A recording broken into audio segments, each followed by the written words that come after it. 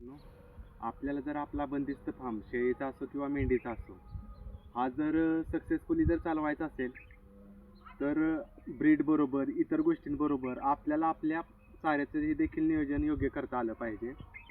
मित्रांनो, चाऱ्यामध्ये अनेक प्रकारचे चारे येतात. त्यातीलच एक चारा शिवरी पीक याबद्दल आपण आज थोडक्यात माहिती जाणून घेणार आहे. मित्रांनो, शिवरी पिकाचा पेरणीचा कालावधी पावसाळा चालू होताना म्हणजेच की जून ते जुलैच्या दरम्यान जर आपण याची पेरणी केली पावसाळ्यात तर याची उगवण क्षमता जास्त राहते. हे उगवतं चांगलं आणि वाढ देखील याची पावसाळ्यात चांगली राहते.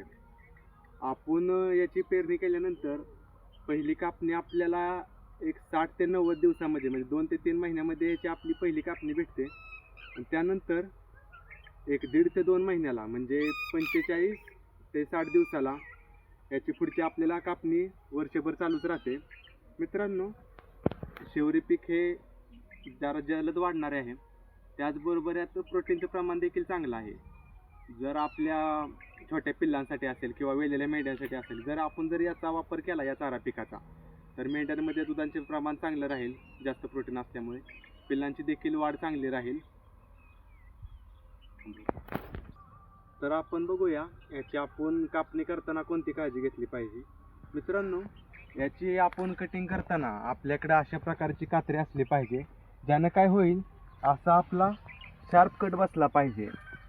जर फासलं नाही काय नाही असा जर शार्प कट जर बसला तर याचा परत फुटवा हा चांगल्या प्रकारचा होईल. आणि ह्याचं जर आपण कोयत्याने किंवा जर इळ्याने जर फासून जर कट केलं तर पुढचं जे त्याचं उत्पादन मिळणार आहे ते चांगल्या प्रकारचं मिळणार नाही. इतर साऱ्या गोष्टींबरोबर आपण त्याच्या कटिंगचं देखील ध्यान घेतलं पाहिजे. धन्यवाद.